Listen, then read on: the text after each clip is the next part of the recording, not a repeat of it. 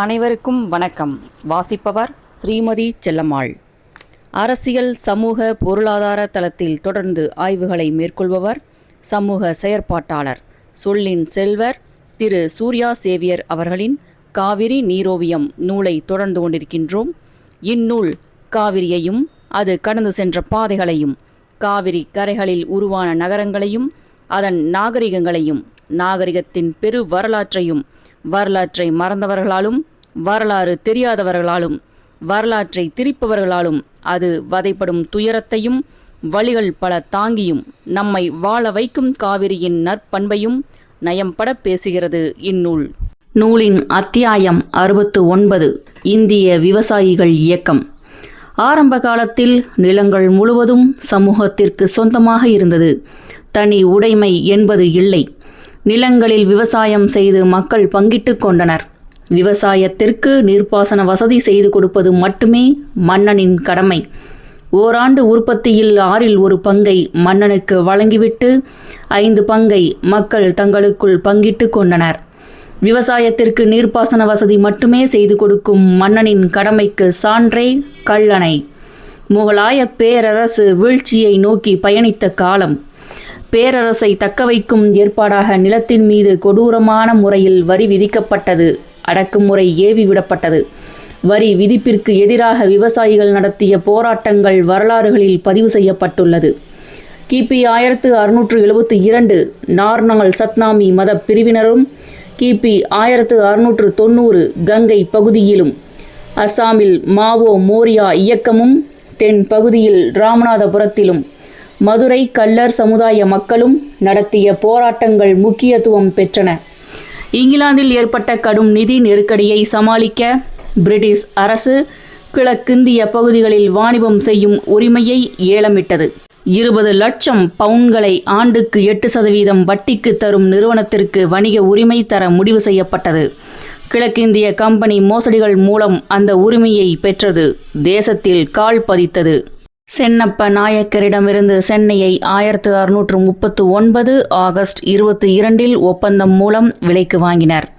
1641 புனித ஜார்ஜ் கோட்டையை பாதுகாப்பிற்காக கட்டி வாணிபம் தொடங்கினர். 1661 பம்பாயை ஆண்டுக்கு 10 பவுண்ட் வாடகைக்கு எடுத்தனர். பிரிட்டிஷ் வருகைக்கு பிறகு நிலங்களின் மீதான மக்களின் உரிமைகள் மாற்றப்பட்டது. நிலம் முழுமையும் அரசுக்கு சொந்தமானது. நிலம் எந்த தன்மையில் இருந்தாலும் வரி செலுத்துவது கட்டாயமாக்கப்பட்டது. வரி வசூலிக்க வருவாய் அமைப்பு உருவாக்கப்பட்டது. வருவாய் அமைப்பு நீங்களாக அரசுக்கும் மக்களுக்கும் இடையே இடைத்தட்டு ஏற்படுத்தப்பட்டது. பாசன வசதி உடைய நிலத்திற்கு பட்டாவும், குத்தகை விடும் உரிமையும், விற்கவும் வாங்கவுமான உரிமை படைத்த ரயத்வாரி நிலப்பிரபுக்கள் ஒரு புறமும், மன்னர்களால் கோவில்களுக்கும் மடங்களுக்கும் கொடுத்த இனாம் நிலங்கள், மன்னர்களுக்கு சேவை செய்தவர்களுக்கு கொடுத்த இனாம் நிலங்கள், தர்ம காரியங்களுக்காக வழங்கப்பட்ட இனாம் நிலங்கள் என்ற வகையில் இனாம்தார்கள் மறுபுறமும் மானவாரி பாசன நிலங்களையும், ஏரி குளம் இரவை பாசனம் உள்ளிட்ட நிலங்களையும் விவசாயிகளிடம் வரி வசூலித்து 3இல் 1 பங்கை வைத்துக்கொண்டு 2 பங்கை அரசுக்கு செலுத்திய ஜமீன்தார்கள் இன்னொரு புறமுமாக அரசுக்கும் மக்களுக்கும் இடையே உருவாயினர். நிலங்களின் மீதான பிரிட்டிஷ் வரி விதிப்பால் பேரழிவு கொள்ளை நடத்தப்பட்டது. 1770 வங்க பஞ்சம் கொடூரத்தின் உச்சத்தை தொட்டது. 1772 இந்திய பஞ்சம் குறித்த அறிக்கை பின்வருமாறு கூறியது: மே மாதம் பீகாரில் மட்டும் 2 லட்சம் பேர் இறந்திருப்பார்கள். ஜூன் மாதத்தில் 8இல் 3 பங்கு பகுதியினரும், ஜூலையில் ஒரு நாளைக்கு 500 பேரும் இறந்து போனார்கள். மொத்தத்தில் 10 மில்லியன் மக்கள் இறந்தார்கள். வந்தே மாதரம் பாடலை எழுதிய பங்கிம் சந்திர சட்டோபாத்யா கூறுகிறார்: முதலில் மக்கள் பிச்சை எடுத்தார்கள். யார் பிச்சை போடுவது? அவர்கள் வண்டியை விற்றார்கள், தங்கள் பெண் குழந்தைகளை விற்றார்கள், மனைவியை விற்றார்கள். தொடர்ந்து மனைவியை, குழந்தைகளை வாங்க யாரும் இல்லை. மரங்களுக்கு மேலேயும் அடியிலும் வாழ்ந்தார்கள். நாய்களையும் பூனைகளையும் எலிகளையும் சாப்பிட்டார்கள். பலர் எங்கோ மறைந்து போனார்கள். எஞ்சியவர்கள் பசியாலும் நோயாலும் ஆயிரக்கணக்கில் இறந்து போனார்கள். போராட்டங்களும் தீவிரமடைந்தன. காட்டின் மீது பழங்குடியினர் உரிமை இழந்தனர். நிலத்தின் மீதான உரிமை மட்டும் அல்லாது சமூக உரிமைகளையும் விவசாயிகள் இழந்தனர். உணவு பயிர்களை விட்டு தொழிற்பயிர்கள் உற்பத்தி செய்ய நிர்பந்திக்கப்பட்டனர். இண்டிகோ, கஞ்சா, புகையிலை பயிரிடப்பட்டு உற்பத்தி செய்யப்பட்டது.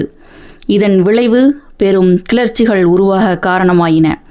பிரிட்டிஷாரின் நில உறவு மாற்றங்களின் விளைவாக பதவி இழந்த இந்து முஸ்லிம் சிறு ஆட்சியாளர்கள், முகலாய பேரரசின் முன்னாள் வருவாய் ஏஜென்ட்டுகள், பழங்குடிகளின் தலைவர்கள் தலைமையில் ஒரு 100 ஆண்டு காலம் போராட்டங்கள் நடந்தன. 1775 முதல் 1875 வரை விவசாயிகள் பழங்குடிகள் நடத்திய கிளர்ச்சிகள் வரலாற்றில் இரத்தம் சொட்ட சொட்ட பதிவாகியுள்ளன. 1778 ஆவத் ராஜா சாய்த் சிங் கிளர்ச்சி, 1779 கோரக்பூர், பெனாரஸ் எழுச்சி மற்றும் ஆந்திர கர்நாடக இராணுவ அதிகாரிகள் கிளர்ச்சி, 1796 மலபார் பழசி ராஜா எழுச்சி, 1809 திருவாங்கூர் வேலுத்தம்பி எழுச்சி, 1831 மம்ப் ராம் தங்களின் தலைமையில் மாப்ளா கலகம், 1857 முதல் இந்திய சுதந்திர போர், 1860 இண்டிகோ விவசாயிகள் போராட்டம், 1867 குஜராத் நாய்க்டா மற்றும் முண்டா மில் பழங்குடியினர் எழுச்சி, 1873 பாட்னா விவசாயிகள் போராட்டம், 1875 மகாராஷ்டிரா டெக்கான் கலகம் ஆகிய போராட்டங்கள் முக்கியத்துவம் பெற்றன. போராட்டங்களை ஒருங்கிணைக்கும் முயற்சிகளும் நடந்தது. வலுவான போராட்டங்களை சிதைக்க இந்து முஸ்லிம் வகுப்புவாத துவேஷத்தை பிரிட்டிஷார் திட்டமிட்டு உருவாக்கினர். இத்தகைய செயல் 1905 அக்டோபர் 16 வங்க பிரிவினையில் முடிந்தது. விவசாயிகள் மத்தியில் கடும் ஆத்திரத்தை உருவாக்கியது. இதே காலத்தில் 1905 ஜார் மன்னனுக்கு எதிராக ரஷ்ய மக்களின் பெரும் கிளர்ச்சியும், அதையொட்டி 1917 அக்டோபர் புரட்சியின் தாக்கமும் புதிய நம்பிக்கையை ஏற்படுத்தியது. 1918 ரவுலட் சட்டம், 1919 ஜாலியன் வாலாபாக் படுகொலை, 1920 ஒத்துழையாமை இயக்கம், AITUC தொழிற்சங்கம் உருவாக்கம், வேலை நிறுத்தங்கள், கிளர்ச்சிகள், போராட்டங்கள் ஆகியவை உள்ளூர் அளவிலான போராட்டங்களை ஒருங்கிணைத்து பரந்துபட்ட போராட்டங்களை நடத்த வேண்டும் என்ற உணர்வையும் நம்பிக்கையையும் உருவாக்கியது. ஒத்துழையாமை இயக்கம் தீவிரமாக நடைபெற்று கொண்டிருந்தது. 1922 பிப்ரவரி 5 உத்தரப்பிரதேசம் கோரக்பூர் மாவட்டம் சௌரி சௌரா எனுமிடத்தில் விவசாயிகள் போராட்டம் நடந்தது. போராட்டக்காரர்கள் மீது போலீசார் துப்பாக்கி சூடு நடத்தினர். கோபத்தின் உச்சத்திற்கு சென்ற விவசாயிகள் அங்குள்ள காவல் நிலையத்திற்கு தீ வைத்தனர். 22 போலீஸ்காரர்கள் கொல்லப்பட்டனர். இயக்கம் வன்முறை பாதைக்கு திரும்பிவிட்டதாக கூறி தேசம் தழுவிய இயக்கத்தை நிறுத்துவதாக காந்தி அறிவித்தார். காந்தியின் இந்த அறிவிப்பு அவர் மீதான நம்பகத்தன்மையை தகர்த்தது. பின்னாளில் ஜவஹர்லால் நேரு தனது சுயசரிதையில் பின்வருமாறு எழுதினார்: சௌரி சௌரா சம்பவத்திற்கு பிறகு திடுமென இயக்கம் நிறுத்தப்பட்டது. காந்தியை தவிர இதர முன்னணி தலைவர்கள் அனைவருக்கும் கஷ்டமாக இருந்தது. இளைஞர்கள் இயல்பாகவே கோபமடைந்தார்கள். மலை போல் கொண்டிருந்த நம்பிக்கைகள் தரைமட்டமாகும் போது இப்படித்தான் ஆகும். எது நிறைய கஷ்டப்படுத்துகிறது என்றால் இந்த இயக்கம் நிறுத்தப்பட்ட காரணமும் அதன் விளைவுகளும் தான். சௌரி சௌரா அகிம்சா வழிக்கு எதிரானதுதான். ஆனால் எங்கோ ஒரு குக்கிராமத்தில் உணர்ச்சி வசப்பட்ட விவசாயிகளால் நாட்டின் விடுதலைக்கான ஒரு பெரும் தேசிய இயக்கத்தை நிறுத்திவிட்டனரே. இதுதான் வன்முறை பாதையின் விளைவு என்றால் அஹிம்சா வழி போராட்டத்தின் தத்துவத்தில் ஏதோ ஊனம் இருக்கிறது என எழுதினார் நேரு. இதையொட்டி 1922 காங்கிரஸ் செயற்குழு நிறைவேற்றிய தீர்மானம் விவசாயிகள் மத்தியில் நம்பிக்கையை தகர்த்தது மட்டுமல்லாமல் மாற்றை உருவாக்கும் சிந்தனையை நோக்கி சென்றது. ஜமீன்தார்களுக்கு வாரம் கொடுக்க மறுப்பது என்பது காங்கிரஸ் தீர்மானங்களுக்கு முரணானது என்றும், நில பிரபுக்களோடு எழும் பிரச்சனைகளை சமரசம் மூலம் தீர்வு காண காங்கிரஸ் அமைப்புகளை கேட்டுக்கொண்டதாய் தீர்மானம் அமைந்தது. விவசாயிகள் தங்கள் கோரிக்கைகளை நிறைவேற்ற ஒரு சொந்த அமைப்பு தேவை என்ற தன்மைக்கும் இட்டுச் சென்றது. 1925 கான்பூரில் கம்யூனிஸ்ட் கட்சி மாநாடும் 1929 பகத்சிங் உள்ளிட்ட தோழர்களின் நாடாளுமன்ற குண்டு வீச்சும் அதையொட்டிய காந்தியின் அணுகுமுறையும் 1931 பகத்சிங் தூக்கிலிடப்பட்டதும் மாற்றத்திற்கான தீவிர சிந்தனையை நோக்கிச் சென்றது. இத்தகைய பல்வேறு விதமான தாக்கங்களின் விளைவாக நில பிரபுத்துவத்தை ஒழிப்பது, குத்தகை கால பாதுகாப்பு வாரத்தை குறைப்பது, கைப்பற்றிய நிலங்களை திரும்ப ஒப்படைப்பது, ஜமீன்தார்கள் விதித்த வரிகளை ஒழிப்பது, நிலவரியை குறைப்பது, அடக்கு முறைக்கு முடிவு கட்டுவது போன்ற முழக்கங்களோடு 1936 ஏப்ரல் மாதம் 11ஆம் தேதி அகில இந்திய விவசாயிகள் சங்கத்தின் முதல் மாநாடு லக்னோ நகரில் தோற்றுவிக்கப்பட்டது. இந்த இயக்கத்தை வழிநடத்தும் தலைவராக பீகாரை சேர்ந்த சுவாமி சகஜானந்த சரஸ்வதியை மாநாடு தேர்ந்தெடுத்தது. அகில இந்திய விவசாயிகள் சங்கத்தின் தோற்றமானது அரசியல், சமூக, பொருளாதார மாற்றங்களில் முக்கிய தாக்கத்தை ஏற்படுத்தியது. ஆண்டைகளிடமும் கோவில்கள் மற்றும் மடங்களின் கட்டுப்பாட்டில் பெரும்பாலான நிலங்கள் இருந்தன. விவசாயிகளின் உழைப்பு சுரண்டல் பெருமளவு நடைபெற்றது. பொருளியல் ஒடுக்குமுறை மட்டுமல்லாது சமூக ஒடுக்குமுறையும் கோலோச்சியது. பொருளியல் ஒடுக்குமுறைக்கு எதிராகவும் சமூக ஒடுக்குமுறைக்கு எதிராகவும் இணைந்த போராட்டத்தை விவசாயிகள் இயக்கம் நடத்தியது. தேசம் முழுமையும் விவசாயிகளின் அலையான போராட்டங்கள் நடந்து கொண்டிருக்கின்றன. மகாராஷ்டிரா மாநிலத்தில் நடைபெற்ற விவசாயிகளின் நீண்ட நெடும் பயணம் சமீபத்திய பெரும் எழுச்சியாகும்.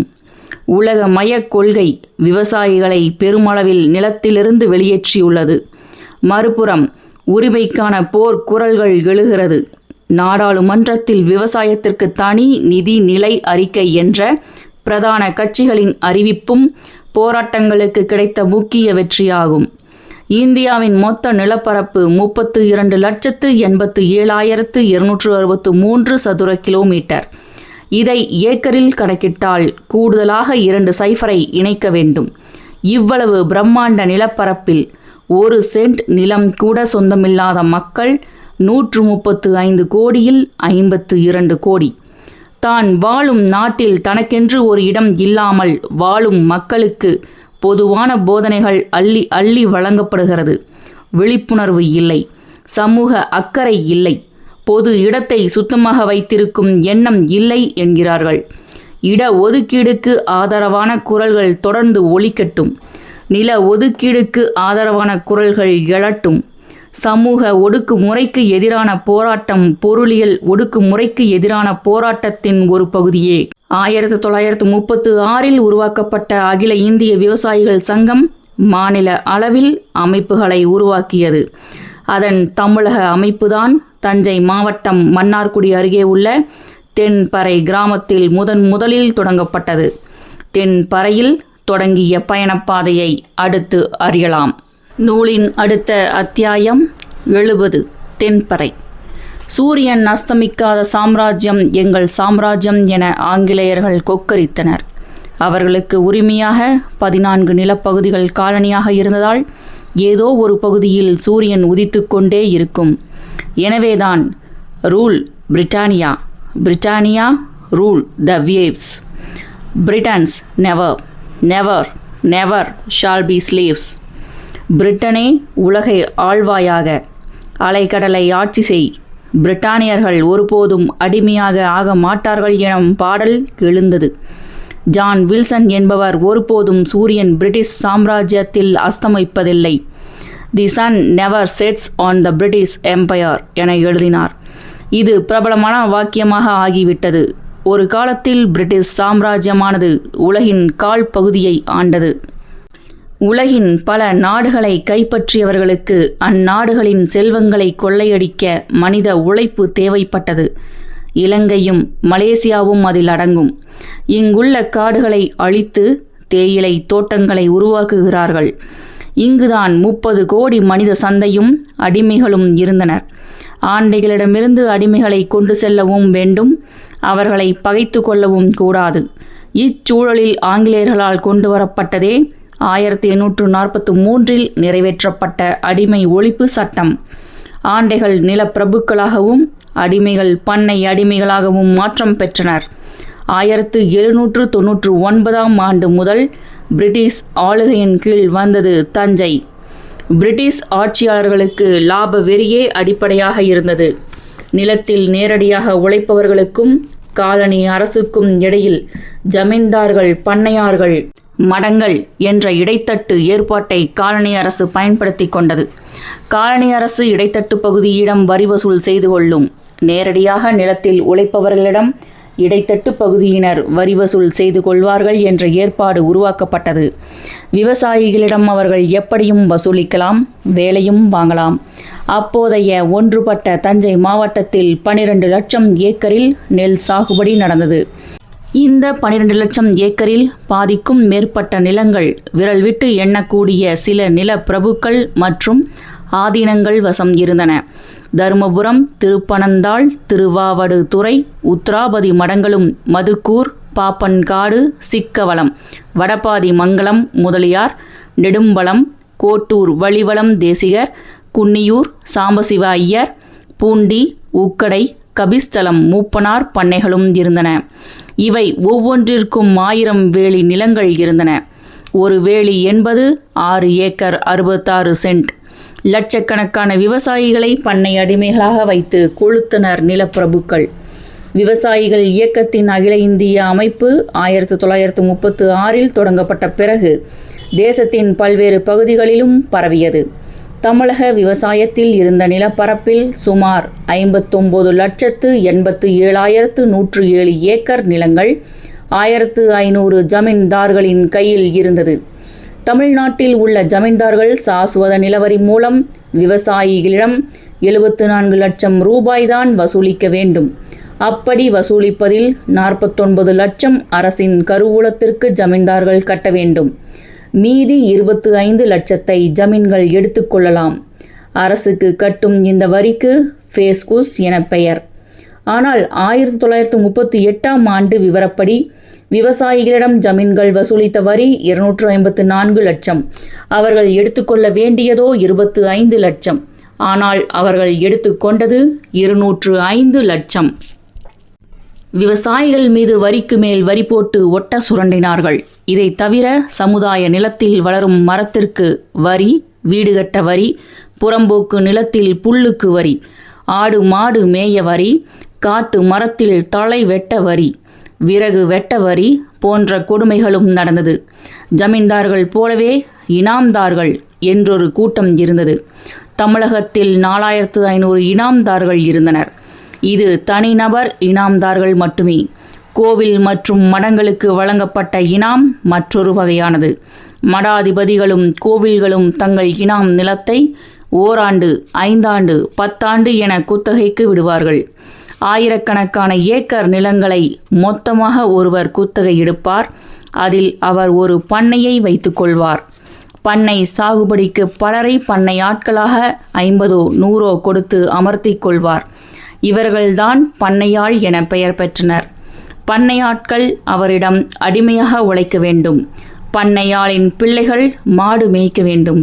அவரிடம் உள்ள பண்ணை நிலங்கள் போக மீதி உள்ள குத்தகை நிலங்களை விவசாயிகளுக்கு குத்தகைக்கு கொடுப்பார். சொந்த நிலம் இல்லாத கூலி உழைப்பு மூலம்தான் உயிர் வாழ முடியும் என்றிருந்த ஏழைகள் ஆண்டாண்டு காலமாக குடும்பமாக உழைத்தார்கள். ஆண்களும் பெண்களும் பிள்ளைகளும் இவர்களின் முன்னோர்கள் வாங்கிய கடனுக்கு புரோனோட் எழுதி கொடுத்து வேலை செய்தார்கள். இவர்களுக்கு சுகந்தை என்ற பெயரும் உண்டு. ஒரு மிராசுதாரிடம் வேலை செய்யும் பண்ணையாள் அங்கேயே குடிசை போட்டு குடியிருக்க வேண்டும். வேறு இடத்திற்கு சென்றுவிட்டால் குடிசை இடித்து தரைமட்டமாக்கப்படும். உடல்நிலை சரியில்லாமல் வேலைக்கு வராவிட்டால் இழுத்து வரப்பட்டு சாட்டையால் அடிக்கப்படுவான். மாட்டு சாணத்தை கரைத்து அவன் வாயில் ஊற்றுவார்கள். வேலை நேரமும் கொடூரமானது. கோழி கூப்பிட வேலைக்கு வர வேண்டும். இரவு கொசு கடிக்கும் போது வீட்டுக்கு திரும்ப வேண்டும். இப்படி செய்த ஒரு நாள் வேலைக்கு கூலியாக 3 சின்ன படி நெல்லும் 1 அணா காசும் கொடுப்பார்கள். மதியம் பண்ணை வீட்டில் சாப்பிட்டால் 1 சின்ன படி நெல் கூலியிலிருந்து கழிக்கப்படும். மதிய உணவை இலையிலோ பித்தளை பாத்திரத்திலோ சாப்பிடக்கூடாது. மண்ணால் ஆன மல்லை சட்டையில்தான் சாப்பிட வேண்டும். அவன் மனைவியும் கண்டிப்பாக அங்கு வேலை செய்ய வேண்டும். ஆண் குழந்தைகள் படிக்கக்கூடாது. மாடு மட்டுமே மேய்க்க வேண்டும். பெண் குழந்தைகள் புல் அறுக்க வேண்டும். பண்ணையாள் வீட்டில் எரிக்கும் அடுப்பு சாம்பலும் உரமாக சேர்த்து வைக்கப்பட்டு மிராசுதார் நிலத்திற்கு விலையில்லாமல் கொடுக்க வேண்டும். பண்ணையாளின் வீட்டு கூரையை மூடி வைக்க கொல்லையில் பரங்கி பூசணி செடி போட்டு 6 மாதம் அந்த நிழலில் வாழ்வான். அதில் காய்க்கும் காய்கள் அனைத்தையும் மிராசுதாருக்கு கொடுத்துவிட வேண்டும். வயலில் கிடக்கும் நண்டும் நத்தையும் தான் அவனது காய்கறிகள். தனது பிள்ளைகளுக்கு திருமணம் என்றால் மிராசுதார் அனுமதி பெற வேண்டும். இப்போது திருமணம் செய்ய வேண்டாம் என மிராசு சொல்லிவிட்டாலே திருமணம் செய்யக்கூடாது. அவனது உடை கோவணம்தான். தீபாவளிக்கு மிராசு எடுத்து கொடுக்கும் வேட்டி ஒன்றுதான் அடுத்த தீபாவளி வரை உடையாக இருக்கும். அதையும் தலையில்தான் கட்டிக்கொள்ள வேண்டும். சட்டை போடக்கூடாது. பண்ணையாள் மனைவியும் ரவிக்கை போடக்கூடாது. சேலையை முழங்கால் அளவிற்கு தான் கட்ட வேண்டும். முழங்கால் அளவிற்கு கீழே வரும்படி சேலை கட்டக்கூடாது. அப்பெண் நல்ல உடற்கட்டுடன் இருந்துவிட்டால் மிராசுதார்களின் இச்சைக்கு இணங்கியே ஆக வேண்டும். இந்த ஒரு விஷயத்தில்தான் சாதி முற்றிலுமாக ஒளிந்து விடுகிறது. தனது கணவனை கட்டி வைத்து அடித்தாலும் மனைவியோ பிள்ளைகளோ எதிரில் நின்று அழக்கூடாது. அடிக்கும்போது ஐயோ என்று அழக்கூடாது, ஐயா என்றுதான் அழ வேண்டும். மிராசுகளின் வீட்டிற்கு வண்டி ஓட்டி சென்றால் அந்த தெரு வந்தவுடன் இறங்கி வண்டிக்கு முன்னால் நடந்து கொண்டே வண்டியை இழுத்துச் செல்ல வேண்டும்.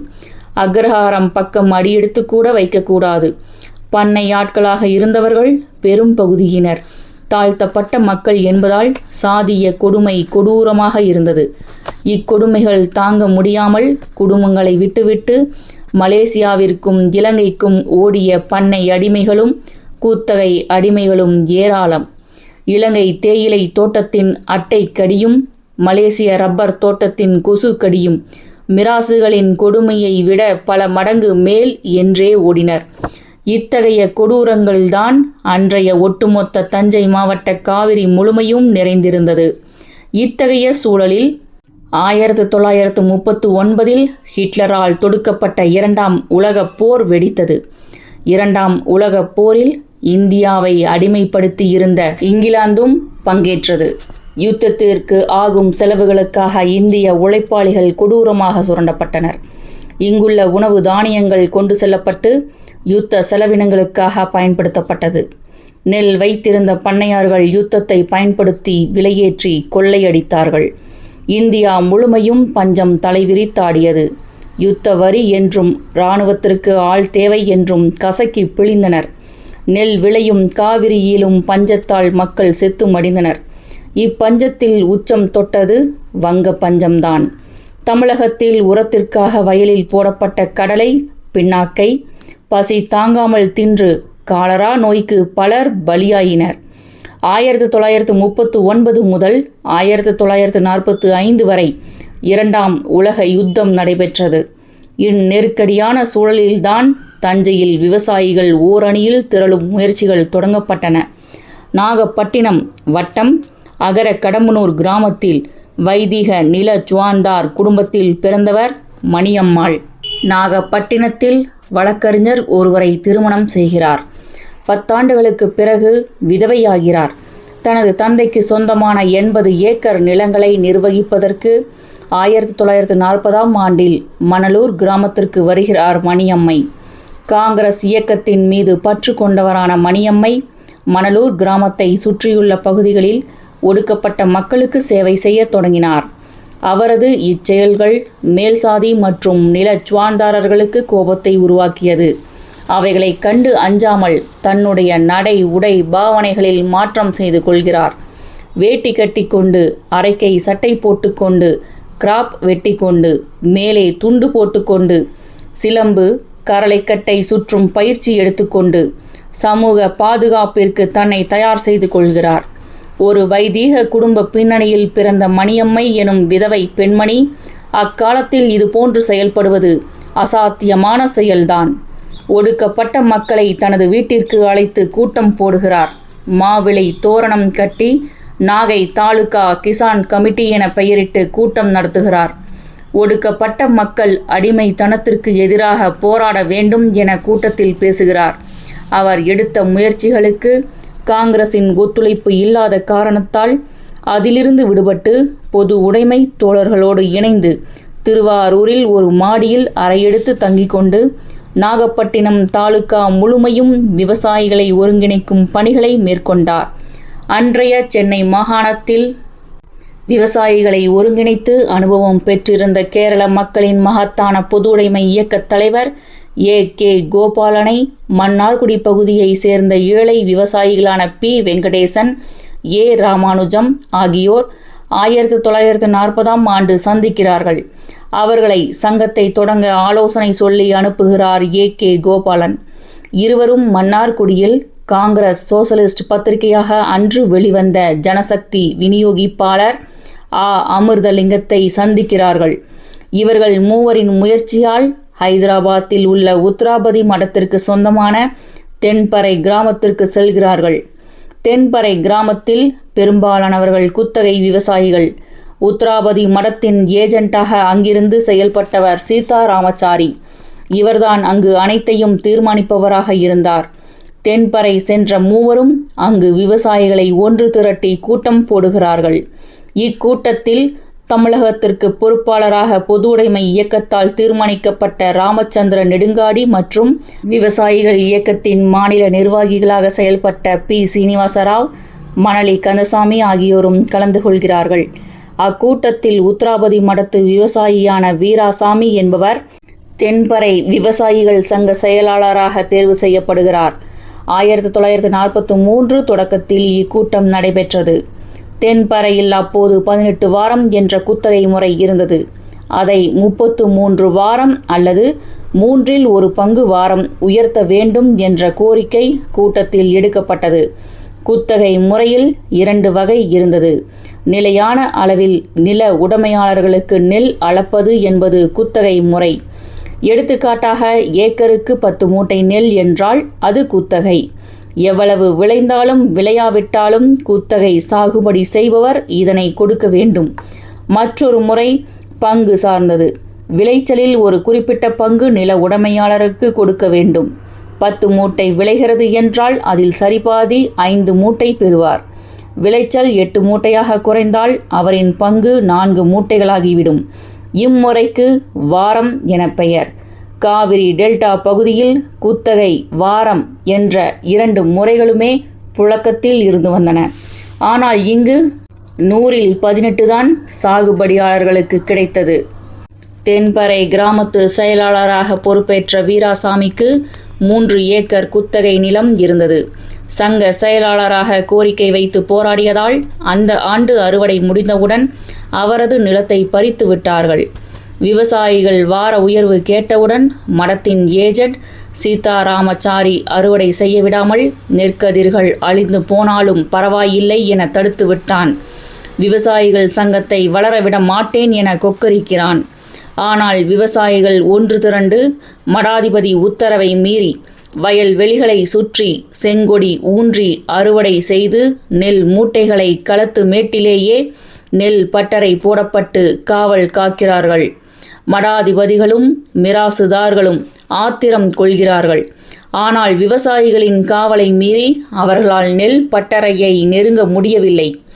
அறுவடை செய்து விட்டோம் என விவசாயிகளுக்கு புதிய நம்பிக்கை பிறக்கிறது. இச்செய்தி மாவட்டம் முழுமையும் காட்டு தீயாய் பரவுகிறது. மறுபுறம் வீராசாமி வீடு மிராசுகளால் தீ வைக்கப்படுகிறது. அவரை அடித்து கையை உடைக்கிறார்கள். வெங்கடேசன், ராமானுஜம் வழிமறித்து தாக்கப்படுகிறார்கள். அவர்கள் மீது கிரிமினல் வழக்குகள் போடப்படுகிறது. குண்டர்கள் தாக்குதல் அன்றாட நிகழ்வாக மாறுகிறது. ஆனால் விவசாயிகள் மனம் தளராமல் போராடுகிறார்கள். இறுதியாக மாவட்ட ஆட்சியர் தலையிட்டு விவசாயிகளுக்கு சில உரிமைகளும் நெல்லும் வழங்கப்படுகிறது. இதனால் மாவட்டத்தின் பல பகுதிகளிலும் இருந்த பண்ணையாட்களும் குத்தகை விவசாயிகளும் ஒன்று திரள்கிறார்கள். களப்பால் முதலியார், நெடும்பலம் முதலியார், குன்னியூர் சாம்பசிவ ஐயர் போன்றவர்களின் பண்ணைகளில் இருந்த அடிமைகள் செங்கொடிகளை பறக்க விடுகிறார்கள். குண்டர்கள் தாக்குதல் போலீஸ் வழக்கு இவையெல்லாம் தாண்டி கிராமம் கிராமமாக செங்கொடி பறக்கவிடப்படுகிறது. கூலிக்காரர்களும் குத்தகை விவசாயிகளும் கொடி பிடித்து ஊர்வலம் வருகிறார்கள். ஒரு புறம் அடிமைத்தனம் அறுத்து எரிந்த ஊர்வலங்கள், மறுபுறம் ஆதிக்க சக்திகளின் மிருகத்தனமான தாக்குதல்கள் என காவிரி கரைகள் கனன்றெழுந்த பூமியாக அடுத்து நகர்கிறது. பண்ணை அடிமைத்தனமும் அடிமைகளின் எழுச்சியும் அடுத்தும் தொடர்கிறது. நூலின் இப்பகுதி இத்துடன் நிறைவடைகிறது. மேலும் மகாகவி பாரதியாருடன் பயணித்த திரு வ. ராமசாமி அவர்கள் எழுதிய பாரதியார் அவர்களின் வாழ்க்கை வரலாற்றை கூறும் மகாகவி பாரதியார் மற்றும் திரு மதன் அவர்கள் எழுதிய வந்தார்கள் வென்றார்கள், சமூக வரலாற்று ஆய்வாளர் திரு சே. திவான் அவர்கள் எழுதிய வர சொன்னார்கள் வந்தார்கள் வென்றார்கள் மற்றும் கவி பேரரசு திரு வைரமுத்து அவர்கள் எழுதிய தமிழாற்றுப்படை, எழுத்தாளர் திருமதி ரோண்டாபைன் அவர்கள் எழுதிய மாயாஜாலம், மகாபாரதத்தின் மாறுபட்ட பக்கங்களை கூறும் எழுத்தாளர் திரு எஸ். ராமகிருஷ்ணன் அவர்கள் எழுதிய உப பாண்டவம், மலையாள எழுத்தாளர் திரு ஆனந்த் நீலகண்டன் அவர்கள் எழுதிய அசுரன், வீழ்த்தப்பட்டவர்களின் வீர காவியம் ராவணன் மற்றும் அவனது இனத்தாரின் கதை, மேலும் பாரதியார் கவிதைகள், ஔவையார் இயற்றிய நல்வழி மற்றும் நீதி நூல்கள் பற்றிய வலையொலி குறும்படங்கள் ஒளிவடிவில் கேட்க ஸ்ரீமதி செல்லம்மாள் வலையொலி அலைவரிசையை பதிவு செய்யுங்கள். தமிழாற்றுப்படை மற்றும் மாயாஜாலம் நூல்களை ஸ்பாட்டிஃபை ஆப்பிலும் கேட்கலாம். ஸ்ரீமதி செல்லம்மாள் தொடர்வாள். நன்றி, வணக்கம்.